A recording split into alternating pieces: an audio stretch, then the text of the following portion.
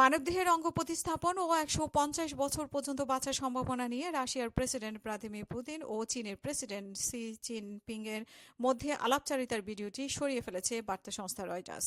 চীনের রাষ্ট্রীয় সংবাদ মাধ্যম কর্তৃক ওই ভিডিওর ব্যবহারের আইনি অনুমতি প্রত্যাহার করা হয় এবং ভিডিওটি সরানোর দাবি জানানোর কারণে এমন পদক্ষেপ নেওয়া হয়েছে।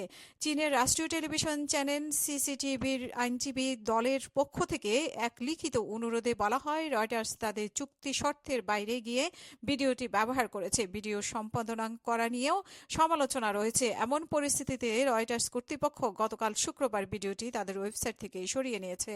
গত বুধবার বেইজিংয়ের ভিয়েতনামের স্কয়ারে হাঁটতে হাঁটতে কথা বলছিলেন পুতিন এবং শি জিনপিং। ওই সময় তাদের সঙ্গে উত্তর কোরিয়ার নেতা কিম জং উনও উপস্থিত ছিলেন। পুতিন ও সিম মানবদেহের অঙ্গ প্রতিস্থাপন এবং মানুষের আয়ু ১৫০ বছর পর্যন্ত দীর্ঘ সম্ভাবনার কথা বলছিলেন। ওই কথোপকথনের অসতর্কতাবশত মাইক্রোফোনের মাধ্যমে চীনের রাষ্ট্রীয় টেলিভিশনে সরাসরি সম্প্রচার হয়ে যায়। পুতিনের বক্তব্য তার এক দোভাষী চীনা ভাষায় বুঝিয়ে বলেছিলেন যে জীবন প্রযুক্তির ক্রমাগত উন্নতি হচ্ছে, মানুষের অঙ্গ বারবার প্রতিস্থাপন করা সম্ভব। আপনি যত বেশি দিন বাঁচবেন ততই তরুণ থাকবেন, এমনটি অমরত্ব অর্জন করা সম্ভব। জবাবে সি বলেছিলেন যে কেউ কেউ ভবিষ্যৎবাণীও করছেন যে এই শতাব্দীতে মানুষ ১৫০ বছর বাঁচতে পারে।